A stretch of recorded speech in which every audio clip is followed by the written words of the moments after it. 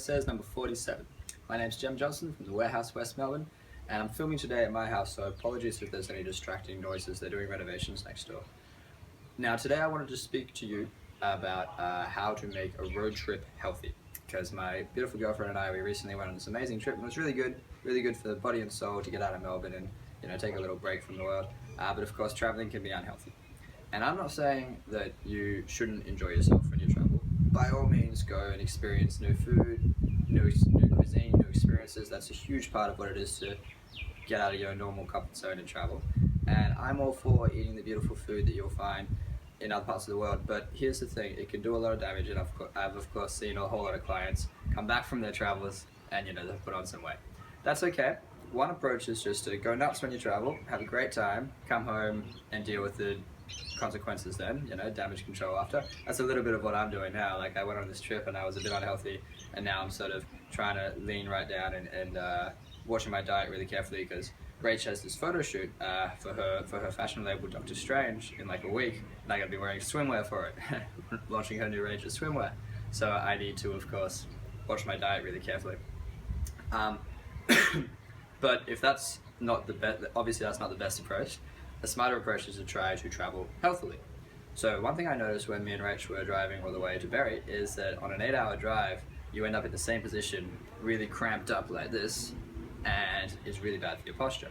So of course we took regular breaks, and what I would encourage you to do on your next road trip is to, when you take your regular break and you swap drivers and stuff, see if you can make it an active break rather than a passive one. Yeah? Just keep moving, do some stretches, run around a little bit. On that note, stretching is really important when you're driving for a long time. I have this kyphosis problem, and I'm all about thoracic extension. You've heard me say it before in previous videos. So when I'm driving for long periods of time, my chest gets really tight and my neck gets really tight. So I'm always stretching my sternocleidomastoid, like that. I'm doing stretches for my scalenes, where I push against my shin, try to stretch these back neck muscles. I'm always opening up my chest. One of the reasons I got this new tattoo, which I got for my birthday, is because it encourages me to thoracically extend it. In order to look at it, I need to push my chest out and improve my posture. It means karate. It's a reminder about all the training I went through, and karate translates to the way of the empty hands. So it's a little visual reminder that I need to learn to let things go. Okay, so tip number 1, whenever you're traveling, but especially when you're on a road trip, stop and stretch your pecs, your hip flexor, your neck. Hip flexors is a big one because you're sitting for so long. So always do those 3 stretches. Tip number 2, don't rely on the food you find along the road, because road food is bad for you. I saw so many takeaway joints, Macca's and KFC's everywhere.